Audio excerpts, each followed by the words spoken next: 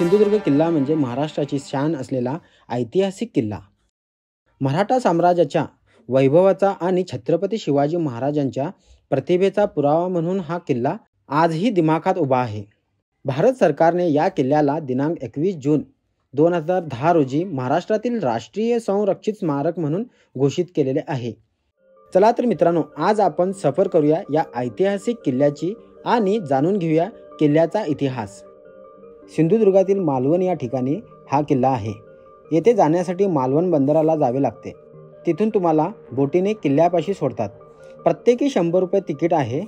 1 ते 1.5 तास किल्ला बघून परत यायचे असे सांगतात, परंतु एवढ्या कमी वेळात किल्ला बघून होत नाही.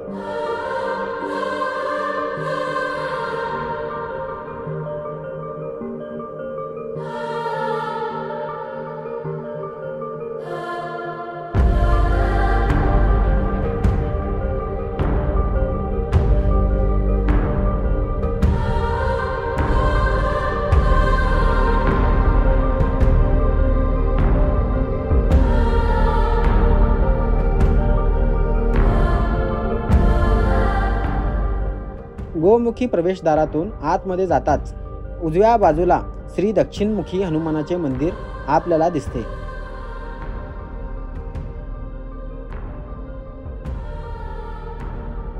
आणि इथे असलेले हे भव्य प्रवेशद्वार.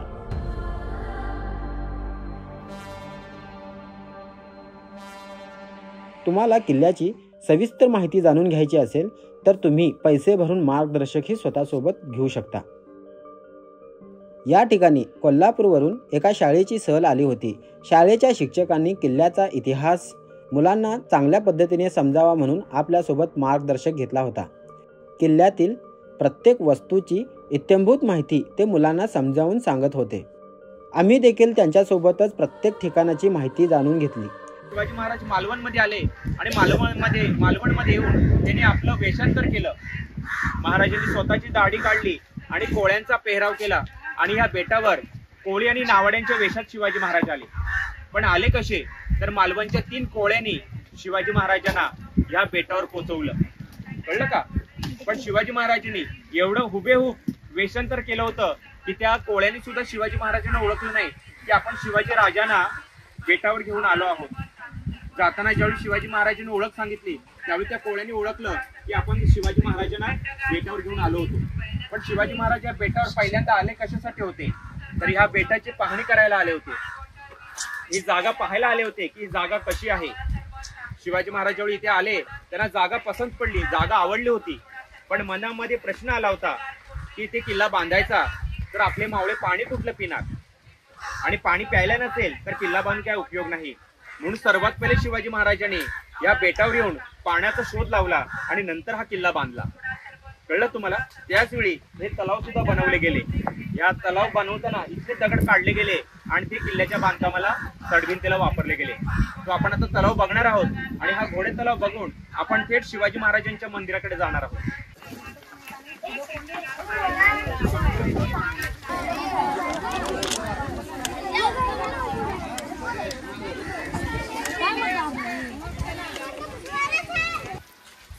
सिंधुदुर्ग किल्ल्यामध्ये जी सर्व घरं दिसत आहेत ती सर्व घरं शिवाजी महाराजांच्या सेवेकऱ्यांची आहेत, म्हणजेच त्यांच्या मावळ्यांची घरं आहेत. या सिंधुदुर्ग किल्ल्यामध्ये आजही लोक राहायला आहेत आणि यांची ही मी मागाशी सांगितली ती 10वी 12वी पिढी राहते. आता इथे कोण कोण लोक राहतात त्यांची नावं काय आहेत? ह्या मावळ्यांची नावं आहेत वांगणकर, चव्हाण, सकपाळ, भोसले, जाधव, पाडावे, खाटक, शेख, मुजावर, पडवळ, सावंत अशी या मावळ्यांची नावं आहेत. या किल्ल्यामध्ये मुस्लिम लोक सुद्धा राहत आहेत कारण शिवाजी महाराजांच्या काळामध्ये म्हणजे भेदभाव केला जात नसे. शिवाजी महाराजांच्या सैन्यामध्ये सर्व जाती धर्माची माणसं होती. 18 पगड जातीने एकत्र घेऊन छत्रपती शिवाजी महाराजांनी स्वराज्य उभं केलं होतं. त्यामुळे त्यांच्या सैन्यामध्ये सर्व जाती धर्माची माणसं होती. म्हणून आज या किल्ल्यामध्ये 2 घरं ही मुस्लिमांची सुद्धा आहेत. शेख आणि मुजावर या किल्ल्यामध्ये राहत आहेत. कळलं का? कारण भेदभाव होत नव्हता त्यावेळी सुद्धा. ही सगळी जमीन आहे ती शिवाजी महाराजांच्या मुलाने म्हणजे छत्रपती राजाराम महाराजांनी मावळ्यांना वतन म्हणून दिलेले आहे. आता आपल्याला या किल्ल्यामध्ये छत्रपती शिवाजी महाराजांचं मंदिर बघायचं आहे. शिवकालीन असं एकमेव मंदिर आहे शिवकाळातलं. कळलं का? राजाराम महाराजांनी 1695ला म्हणजे शिवाजी महाराजांच्या निधनानंतर 15 वर्षांनी बांधलेलं मंदिर आहे. तुम्ही रायगड, प्रतापगड सारखे किल्ले बघितले असतील, कुठल्याच किल्ल्यामध्ये तुम्हाला भव्य मंदिर दिसणार नाही. पण हे मंदिर का बांधलं गेलं? वडिलांची आठवण म्हणून राजाराम महाराजांनी मंदिर बांधलेलं आहे. ह्या मंदिरात जी शिवाजी महाराजांची मूर्ती आहे ती पूर्णपणे कोळ्यांच्या वेशात आहे. कोळी आणि नावाडी. याचं कारण मी तुम्हाला मगाशी सांगितलं. छत्रपती शिवाजी राजे या बेटावर येण्यासाठी पहिल्यांदा वेषांतर करून घेतलं होतं, म्हणून ते वेषांतरात जसे महाराज आले होते तशी वेषांतराची मूर्ती या मंदिरात आहे. सकाळी 5:30ला त्या मूर्तीवर अभिषेक केला जातो. या किल्ल्यावर सकपाळ घराणं आहे, त्यांच्याकडे पूजेचं काम आहे, मान दिलेला आहे पूर्वीपासून. ते पिढ्यानपिढ्या ही पूजा अर्चा महाराजांची करत आहेत. आज त्यांची 10वी 12वी पिढी काम करते, पूजा करते. सकाळी 5:30ला त्या मूर्तीवर अभिषेक होतो शिवाजी महाराजांच्या. अभिषेक झाला की लगेच त्या मूर्तीवर कपडे, पोशाख घातला जातो. कारण शिवाजी राजे म्हणजे शिवाजी महाराज आपले राजा होते. राजाची मूर्ती उघडी ठेवायची नाही अशी प्रथा या किल्ल्यावर आहे. त्यामुळे महाराजांची मूर्ती ती उघडी ठेवली जात नाही. दुपारी शिवाजी महाराजांना नैवेद्य दाखवला जातो. शुद्ध साखर नैवेद्य असतो. संध्याकाळी 7ला शिवाजी महाराजांना सलामी असते. सलामीच्या वेळी मंदिराच्या आतमध्ये ढोल ताशे वाजवले जातात, नगारे वाजवले जातात, मशाली पेटवले जातात, दिवे समया पेटवले जातात आणि मोर पिसाने, मोर पंखाने शिवाजी महाराजांच्या मूर्तीला वारा घातला जातो. या सगळ्या प्रथा 350 वर्षापासून चालू आहेत आणि या किल्ल्यातल्या लोकांनी अजून या प्रथा चालू ठेवलेल्या आहेत. या मंदिरामध्ये शिवजयंती, रामनवमी हे मोठे उत्सव साजरे होतात. त्यासोबत मोहरम सुद्धा उत्सव साजरा होतो मुस्लिमांचा. साताऱ्याची गादी ही संभाजी महाराजांची आणि कोल्हापूरची गादी ही राजाराम महाराजांची. हा किल्ला कोल्हापूरच्या गादीकडे होता. नंतरच्या काळात या किल्ल्यावर ताराराणीने राज्य केलं होतं. शिवाजी महाराजांच्या सुनबाई राजाराम महाराजांच्या दुसऱ्या पत्नी ताराराणी साहेब या किल्ल्यावर 4 महिने राहिल्या होत्या 1707 मध्ये. या मंदिरामध्ये शिवाजी महाराजांची एक तलवार पण होती, पण सध्या ती सुरक्षेच्या कारणास्तव बाजूच्या घरामध्ये ठेवलेली आहे. तलवारीचं नाव आहे तुळजा फिरंग. 3.5 किलोची तलवार आहे. शिवाजी महाराजांनी लढाईत वापरलेली. 3.5 किलो वजन आणि 3.5 फूट लांब आहे. ही तलवार शिवाजी महाराजांना त्यांच्या वडिलांनी दिली होती. वडिलांचं नाव तुम्हाला माहिती असेल शिवाजी महाराजांच्या, शहाजीराजे भोसले. शिवाजी महाराजांच्या प्रमुख तलवारी 3 होत्या, तुळजा भवानी, तुळजा फिरंग आणि जगदंबा. पण जगदंबा तलवार जाताना इंग्रज घेऊन गेले आपल्या देशातून. सध्या ती लंडन मध्ये आहे, बाहेरच्या देशात आहे. दुसरी भवानी तलवार ही सध्या सातारामध्ये आहे. उदयनराजे भोसले शिवाजी महाराजांचे जे अंशज आहेत त्यांच्या घरी ती तलवार आहे, भवानी तलवार. आणि तिसरी तलवार ह्या किल्ल्याच्या आतमध्ये आहे. किल्ल्यात कळलं का? एका घरामध्ये. फक्त त्या तलवारीचा तुम्हाला फोटो आतमध्ये बघायला मिळणार आहे. दर्शन घेताना घाई गडबड करायची नाहीये, सावकाश दर्शन घ्यायचं आहे.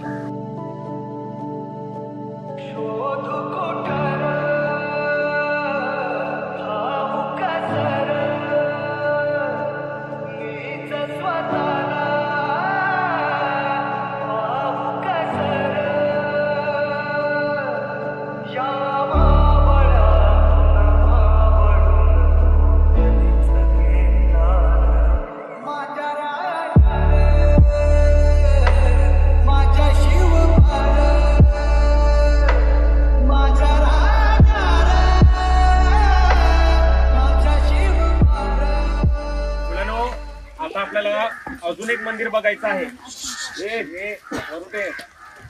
या ठिकाणी छत्रपती शिवाजी महाराजांनी बांधलेलं महादेवाचं मंदिर आहे.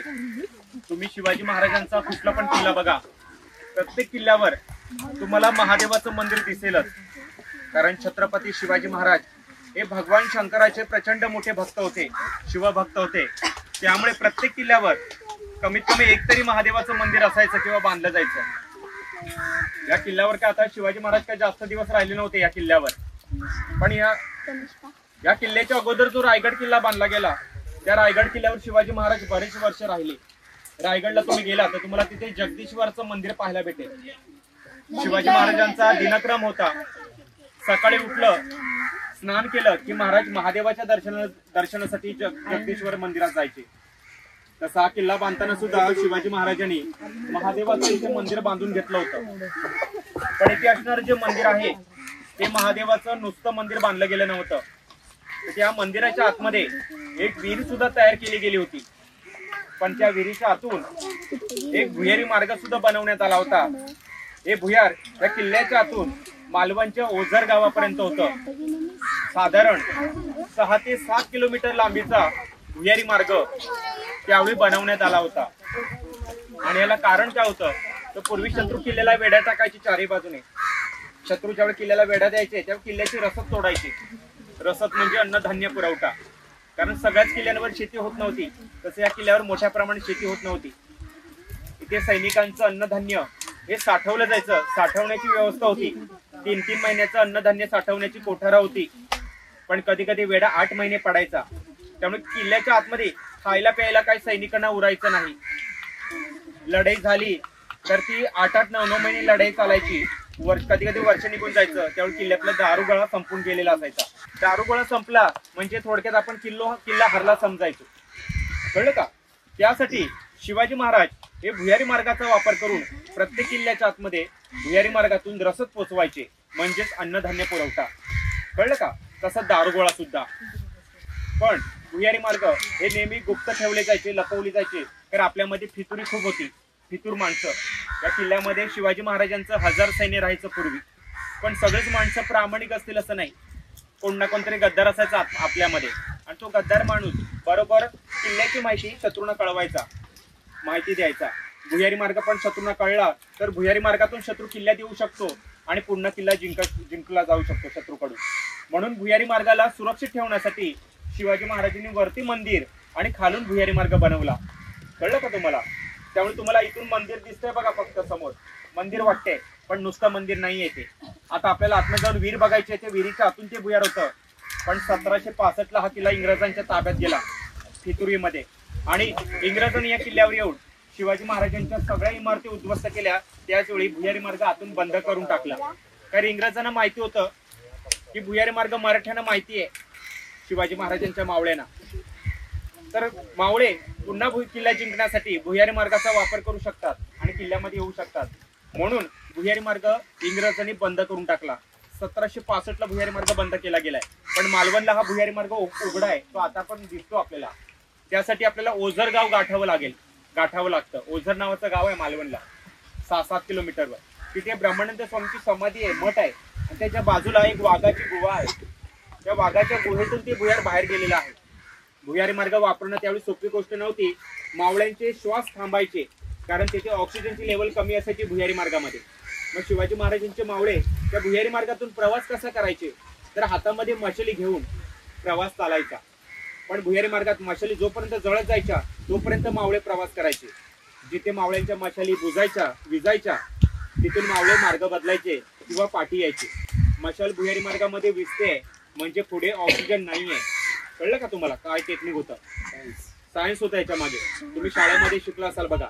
आग पेटायला पण ऑक्सिजनची गरज असते, तेच टेक्निक शिवाजी महाराजांनी 350 वर्षापूर्वी वापरलेलं आहे, कळलं तुम्हाला? भुयारी मार्ग कसे वापरले जायचे, आणि भुयारी मार्ग नेहमी एक नसायचा, त्याला अनेक फाटे फुटले जायचे, फाटे असायचे वेगवेगळे। एकाच भुयारी मार्गाला 2-3 मार्ग मिळालेले असायचे बाहेर निसटण्यासाठी तिकडनं, कळलं तुम्हाला? आता आपल्याला सावकाश दर्शन घ्यायचं आहे।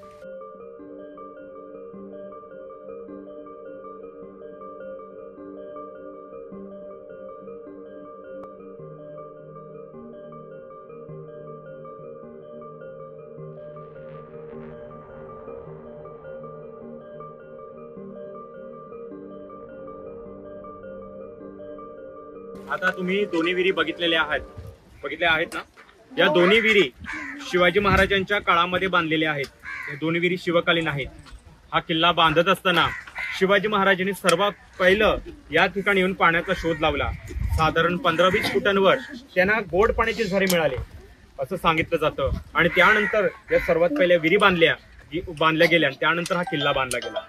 नॉर्मली आपल्या गावच्या विहिरी गोल असतात बघा, पण शिवाजी महाराजांनी बांधलेल्या विहिरी आपल्या शिवलिंगाच्या आकारासारख्या म्हणजे शंकराच्या पिंडीसारख्या दिसतात वरून, पण आतमध्ये चौकोनी आणि आयताकृती विहिरी आहेत खऱ्या विहिरी। पण शिवाजी महाराजांनी अशा विहिरी का बांधल्या असतील त्या काळामध्ये? आपल्या गावातल्या सारख्या गावच्या जशा विहिरी असतात गोल, त्या गोल विहिरी का नाही बांधल्या? तर शिवाजी महाराजांना प्रश्न असा होता की आपल्याला या विहिरीतलं पाणी 12 महिने पुरवायचं आहे, आणि खरंच शक्य आहे का की हे पाणी 12 महिने आपल्याला पुरेल असं? तर शक्य नव्हतं। म्हणजे 12 महिने पाणी पुरवायचं कसं आपल्या मावळ्यांना, आणि 12 महिने पुरेल असं पाणी आणायचं कुठून? म्हणून त्यावेळी शिवाजी महाराजांनी विहिरींच्या बाजूला पाझर तलाव म्हणजे पाझर तळी बनवली. जसं आपण घोडे तलाव बघितला तसं समोर एक तलाव आहे, पण सध्या तो कोरडा आहे. तो तलाव बनवला होता पावसाचं पाणी अडवण्यासाठी. म्हणजे शिवाजी महाराजांनी त्यावेळी, मी मगाशी म्हटलं बघा तुम्हाला, पाणी अडवा पाणी जिरवा म्हणजेच रेन वॉटर हार्वेस्टिंग ही योजना त्यावेळी राबवली आहे 350 वर्षापूर्वी. कळलं का? आज आपल्या महाराष्ट्र सरकारला ते राबवायला जमत नाहीये प्रत्येक ठिकाणी, पण शिवाजी महाराजांनी प्रत्येक किल्ल्यावर पाणी अडवा पाणी जिरवा ही योजना आखली होती. त्यामुळे 12 महिने मावळ्यांना वर्षभर पाणी पुरायचं. ते पाझर तलावामध्ये साठलेलं पाणी पावसाचं हे जमिनीमध्ये मुरायचं आणि जमिनीतून पाणी विहिरीला यायचं. त्यामुळे मावळ्यांना 12 महिने पाणी पुरायचं. पण विहिरींचा जो आकार ठेवला गेला पिंडीसारखा, त्याला पण तेच कारण होतं, पावसाचं पाणी जास्तीत जास्त साठावं विहिरीमध्ये. कळलं का? म्हणून विहिरीचा आकार पिंडीसारखा ठेवलेला आहे. ज्यावेळी पाऊस पडतो, पावसाचं पाणी पायऱ्यावरून खाली उतरतं. विहिरीला पायऱ्या बघितल्या बघा तुम्ही, त्या पायऱ्यावरून पाणी खाली उतरतं आणि विहिरीमध्ये जमा होतं आतल्या चौकोनी. ती आतली विहीर भरली की ते पाणी ओव्हरफ्लो होतं आणि ओव्हरफ्लो झालेलं पाणी वरती साठत येतं. तुम्ही जर या किल्ल्यामध्ये पावसाळ्यामध्ये जर आलात तर तुम्हाला विहिरी पूर्णपणे वरपर्यंत भरलेल्या दिसतील जमिनीच्या लेवलला. कळलं का? आकार कसा दिलेला आहे तो, का दिला आहे तो. त्याचं दुसरं कारण म्हणजे सूर्यप्रकाश. तुम्ही दुपारी 12 वाजता जर या विहिरीवर बघितलं तर तुम्हाला सूर्याची किरणं डायरेक्ट पाण्यामध्ये जाताना दिसणार नाही. कळलं का? सूर्यप्रकाश पाण्यापर्यंत पोहोचू नये हे सुद्धा महत्वाचं कारण होतं विहीर शंकराच्या पिंडीसारख्या बांधण्याच्या मागे. कारण सूर्यप्रकाश ज्यावेळी पाण्यापर्यंत जातो, सूर्याची किरणं, तेव्हा बाष्पीभवन होतं. तुम्ही शाळेमध्ये शिकलात बघा, विज्ञानामध्ये, सायन्समध्ये. काय होतं? पाण्याची वाफ होते ना, बाष्पीभवन, आणि पाणी आटत जातं विहिरीतलं. त्याचबरोबर पाण्याला शेवाळ येतो. शेवाळ आला की ते पाणी पिण्यायोग्य राहत नाही, कारण त्यामध्ये जीवजंतू, किडे तयार होतात. म्हणून शिवाजी महाराज किती हुशार असतील बघा त्यावेळी. म्हणून सूर्याची किरण थेट पाण्यामध्ये पोहोचू नये म्हणून विहिरीला तसा आकार दिलेला आहे. विहिरीला जे दगड वापरले गेले तो कोकणातला प्रसिद्ध दगड आहे. त्याला कोकणामध्ये चिरा म्हणतात. जांबा दगड आहे बघा. त्याला इंग्रजीमध्ये पोरस रॉक सुद्धा म्हणतात, लेटर स्टोन. तो दगड जमिनीतलं पाणी शोषून घेतो आणि पाण्याला शुद्ध करतो. शिवाजी महाराजांना ह्या जांभ्या दगडाची, खडकाची वैशिष्ट्य ही माहिती होती. म्हणून शिवाजी महाराजांनी हा जांबा दगड कोकणातूनच म्हणजे फोंडा घाट इथून मागवला आणि विहिरींचं बांधकाम करून घेतलं. फोंडा घाटचा दगड आहे हा दगड जमिनीतलं पाणी शोषून पण घेतो आणि शुद्ध करतो. त्यामुळे पाझर तलावातलं पाणी हे शुद्ध होऊन विहिरीला मिळतं. कळलं तुम्हाला? आणि त्यावेळी मावळ्यांना शुद्ध पाणी प्यायला भेटत होतं म्हणून ते विहिरींचं बांधकाम जांभ्या दगडांनी केलेलं आहे. आणि त्या विहिरींची नावं पंचामृतांवर आहे. साखर, दूध आणि दही. पूर्वीचे लोक विहिरीला बाव म्हणायचे, बावडी किंवा बारव म्हणून बाव शब्द जोडलेला आहे. कळलं तुम्हाला? साखर बाव, दूध बाव आणि दही बाव अशी 3 नावं, 3 विहिरी. आणि या 3 विहिरींचं पाणी किल्ल्यातले लोक आज पण प्यायला वापरतात. याच्यामध्ये कधी खारट पाणी आलेलं नाही. नवीन विहीर खोदली तर खारट पाणी येतं, पण शिवाजी महाराजांच्या काळातल्या विहिरींना गोड पाणी आहे. शिवाजी महाराज हे सगळ्यांसाठी प्रेरणास्थान होते आणि प्रेरणा मिटवायची म्हणून शिवाजी महाराजांचे किल्ले उद्ध्वस्त केले. इतिहास जर मावळ्यांना कळला, पुढच्या पिढ्यांना कळला, लोक एकत्र येतील, लढतील, त्यामुळे आपल्याला भारतावर राज्य करायचं स्वप्न धुळीस मिळेल. म्हणून शिवाजी महाराजांचा इतिहास नष्ट करण्यासाठी आपले किल्ले तोडले गेले. पण तुम्ही कधीतरी राजस्थानला जाऊन बघा, एक पण किल्ला तोडला गेला नाही. तर राजस्थानचे नंतरचे राजे हे शरण गेले इंग्रजांना, मुघलांना, म्हणून त्यांचे किल्ले वाचले. म्हणून त्यांचे किल्ले आपल्याला सुंदर वाटतात, पण तेवढा इतिहास नाही त्यांच्या किल्ल्यांना. आपलं मराठा साम्राज्य 1761 मध्ये सध्या जिथे तालिबान राज्य करतं अफगाणिस्तान, तिथे अटक नावाचा किल्ला आहे. तेवढं आपलं मराठ्यांचं साम्राज्य होतं, लक्षात घ्या मुलांनो. पण एका लढाईच्या पराभवामुळे, पानिपतची लढाई झाली तिसरी, आणि त्या लढाईमध्ये आपला पराभव झाला. तो पराभव झाला नसता तर आज आपल्या पूर्ण भारतावर आपलं मराठ्यांचं राज्य असतं. आणि जिथे म्हटलं जातं हिंदी राष्ट्रभाषा आहे, तिथे आज सगळ्यांची मराठी राष्ट्रभाषा असती. कळलं का तुम्हाला? पाकिस्तान फाळणी पण झाली नसती, अखंड भारत राहिला असता. पण एका लढाईच्या पराभवामुळे मराठा साम्राज्य संपत गेलं आणि हा किल्ला, हा पूर्ण महाराष्ट्र म्हणा, पूर्ण देश म्हणा, हा इंग्रजांच्या ताब्यात गेला. आपल्या देशाला सागरी किनारपट्टी जी आहे ती 3 बाजूने समुद्र किनारपट्टी आहे बघा. महाराष्ट्राला 720 किलोमीटरची किनारपट्टी लागलेली आहे. स्वराज्य जर अबाधित राखायचं असेल तर समुद्रामध्ये सुद्धा आपलं वर्चस्व पाहिजे. म्हणून शिवाजी महाराजांनी समुद्रामध्ये आरमार उभं केलं. शिवाजी महाराजांना आपल्या भारतीय आरमाराचे जनक म्हणतात म्हणजे the father of Indian navy म्हटलं जातं शिवाजी महाराजांना. कारण आपल्या देशाचं पहिलं आरमार हे छत्रपती शिवाजी महाराजांनी उभं केलं. याच इंग्रज पोर्तुगीजांना अडवण्यासाठी, त्यांच्याशी लढाई करण्यासाठी. समुद्रातला पहिला नियम होता, ज्याचा आरमार त्याचा समुद्र. ज्याच्याजवळ सुसज्ज आरमार आहे तो समुद्रावर राज्य करणार. याच किल्ल्यामध्ये आपल्याला आता शिवाजी महाराजांनी बांधलेलं तुळजापूरच्या भवानी मातेचं मंदिर बघायचं आहे. शिवाजी महाराजांची कुलदेवता होती तुळजापूरची भवानी माता. कुठल्या पण किल्ल्यावरून शिवाजी महाराज लढायला निघायचे, मोहिमेला बाहेर पडायचे, त्यावेळी भवानी मातेचा पहिला आशीर्वाद घ्यायचे. मूर्ती बघायची जी 350 वर्षापूर्वीची आहे. त्या मूर्तीचं दर्शन बाहेरून घेऊन आपल्याला थेट उंच बुरुजावर जायचं आहे, चढायचं आहे. त्या बुरुजावरून आपल्याला पूर्ण किल्ला बघायचा आहे. त्याला टेहळणीचा बुरुज म्हणतात. त्या बुरुजावर आपल्याला पुढे निघायचं आहे.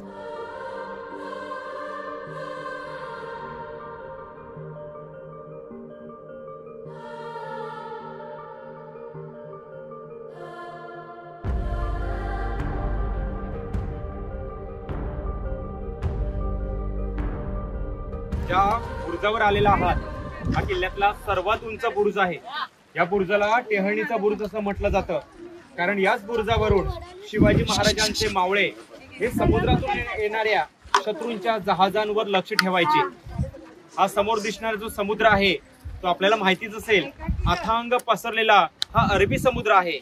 हा समुद्र दक्षिणेकडे गोवा राज्य, कर्नाटक, केरळ ते कन्याकुमारी पर्यंत गेलेला आहे. हा समुद्र उत्तरेकडे रत्नागिरी, मुंबई, गुजरात ते कराची पर्यंत जातो.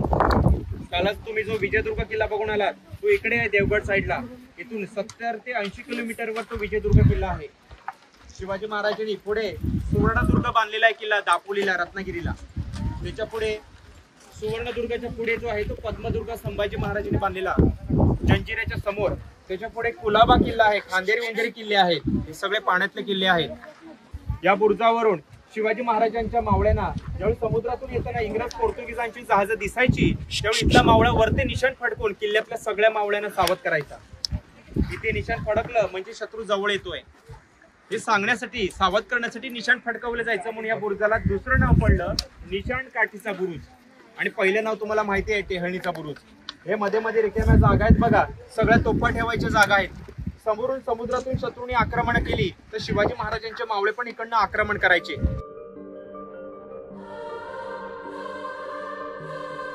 तेलाचे घाणे तयार केले जायचे बघा तेल काढण्यासाठी. तसेच घाणे हा किल्ला बांधताना शिवाजी महाराजांनी तयार करून घेतले होते. या घाण्याच्या आतमध्ये या दगडाचं चाक असायचं, टायर सारखं. ट्रकचं टायर असतो बघा तसं मोठं चाक ठेवलं जायचं याच्यामध्ये. आणि जिथे तुम्ही आता उभे आहात जोडी उभी केली जायची. बैलांना हाकवणारा एक माणूस असायचा. तो बैलांना जसं हाकवायचा तसं बैल गोल गोल फिरायचे, तसं दगडाचं चाक आतमध्ये फिरायचं. एक पेस्ट तयार करायची आणि ते सिमेंट सारखी दगड चिटकवायला वापरायची. कळलं का तुम्हाला किती गोष्टी वापरलेल्या आहेत? काळा गुळ, समुद्रातील वाळू, रेती, खडी, भेंडीच्या भाजीचा रस, उडदाची डाळ, बेलफळ, कात, झाडाचा डिंक, तांदळाची तुसं हे सगळं मिश्रण केलेलं आहे आणि किल्ला बांधलेला आहे बघा.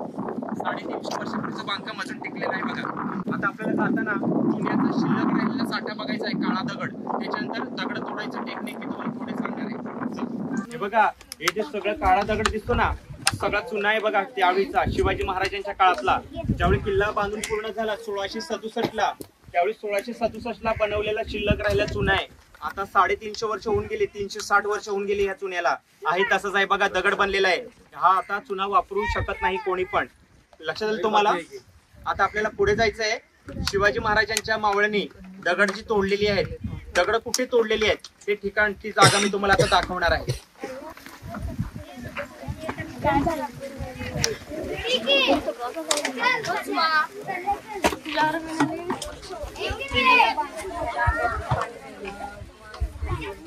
समोर बघा पाठीमागे मोठे मोठे खडक दिसतात बघा. किल्ला बांधताना इथलेच दगड तोडले गेलेले आहेत. पण हे दगड कसे काय निर्माण झाले, इथे बेट कसं काय निर्माण झालं, तर साधारण सांगितलं जातं 70,000 कोटी वर्षापूर्वी इथे समुद्रामध्ये ज्वालामुखीचा उद्रेक झाला होता, या अरबी समुद्रामध्ये. लक्षात घ्या. आणि ज्वालामुखीचा उद्रेक होऊन हजारो कोटी वर्षापूर्वी हे बेट तयार झालं होतं दगडाचं. लक्षात आलं का तुम्हाला? हे मोठे मोठे खडक हे शिवाजी महाराजांनी तोडलेले आहेत. पण तोडायला त्यावेळी शिवाजी महाराजांकडे आधुनिक मशीन नव्हती किंवा कटर नव्हते. आताच्या काळात जसे कटर असतात बघा दगड कापायचे, तसे शिवाजी महाराजांच्या काळात नव्हते. म्हणजे दगड शिवाजी महाराजांनी तोडली कशी, त्यांच्या मावळ्यांनी, त्यांच्या मजुरांनी दगड तोडायचे कसे, तर एक सोपं टेक्निक होतं दगड तोडायचं. इथे सुरंग वगैरे काही लावले गेले नाहीत दगड तोडायला. शिवाजी महाराजांनी पर्यावरणाचा पण अभ्यास किंवा विचार केला होता. त्यावेळी पर्यावरणाला इजा पोचू नये म्हणून शिवाजी महाराजांनी एक सोपं तंत्र वापरलं होतं दगड तोडायचं. त्यातला एक दगड इथे तोडायचा किंवा तुटायचा राहून गेलेला आहे चुकून. तो दगड आपल्याला समोर बघू शकता. हा दगड तोडण्यासाठी पूर्वी होल केलेले आहेत. असे दगडांमध्ये चिनी हातोड्याने खाचा करायचे आणि हे होल केल्यानंतर या होलांमध्ये सागाची लाकडं भरायचे. लाकडं फिट झाली की पावसाचं पाणी 10-12 दिवस टाकत राहायचे वरती मावळे. कळलं का? बरोबर 10-12 दिवसांनी लाकडं फुगायची. लाकडं फुगली की दगडांना भेगा जायच्या, क्रॅक जायचे. क्रॅक झाले की फातरू लोक त्या दगडांना चिनी हातोड्याने आकार द्यायचे आणि जसं त्यांना दगड पाहिजे चौकोनी आयताकृती तसे दगड घडवून किल्ला बांधायचे. कळलं तुम्हाला? समोर बघताय निशाण तुम्ही? कळलं का तुम्हाला? हे बघा असे निशाण केलेले आहेत आणि असे दगड हे तोडून किल्ला बांधलेला आहे. कळलं सर्वांना? समोर पडलेली भिंत दिसते बघा, दारुगोळ्याचं कोठार आहे. 1765ला इंग्रजांच्या जहाजातून एक तोफीचा गोळा आला आणि कोठारावर पडून हा दारुगोळा त्यावेळी नष्ट झालेला आहे 1765ला. आता खंडर झालेलं आहे त्याचं. ओके, चला आता सावकाश या.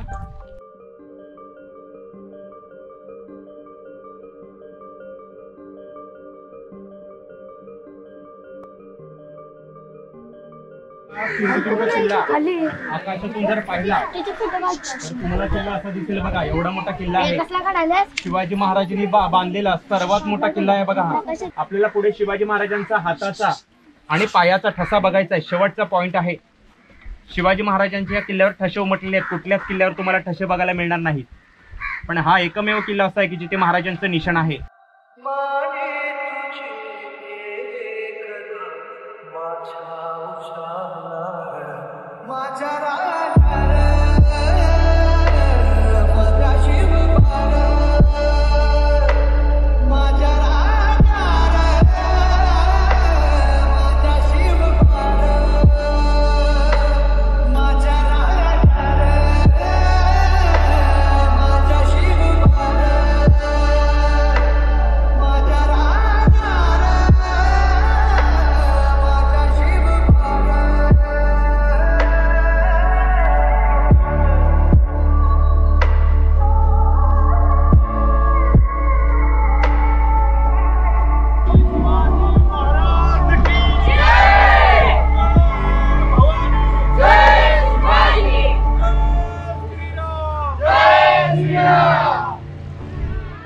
केवळ किल्ला बांधतो तो राजा, पण भविष्यातील धोक्यांचा अंदाज घेत त्या किल्ल्यातून चोरवाटा तयार करून घेणारा जाणता राजा. आपल्या महाराष्ट्र भूमीत छत्रपती शिवाजी महाराजांच्या रूपाने असाच एक जाणता राजा होऊन गेला आणि या जाणता राजाने न भूतो न भविष्यती अशी अफलातून किल्ल्यांची निर्मिती केली. अशाच किल्ल्यापैकी एक किल्ला म्हणजे सिंधुदुर्ग किल्ला. मित्रांनो, अशा प्रकारे आपण आज मालवण येथील सिंधुदुर्ग किल्ल्याची थोडक्यात माहिती बघितली. येणाऱ्या नवीन पिढीला महाराजांचा हा इतिहास समजावा हा छोटासा प्रयत्न आणि हा ऐतिहासिक वारसा जतन करून कसा ठेवता येईल याची काळजी आपण सर्वांनी घेऊ. कोल्हापूरवरून आलेल्या सर्व मुलांचे माननीय सर, मॅम व माहिती देणारे दादा यांचे खूप खूप धन्यवाद. मित्रांनो, तुम्हाला जर आमचे व्हिडिओ आवडत असतील तर आपल्या चॅनलला लाईक, शेअर, सबस्क्राईब करायला विसरू नका आणि बेल आयकॉन नक्की दाबा. भेटू अशाच एका नवीन व्हिडिओमध्ये. तोपर्यंत नमस्कार.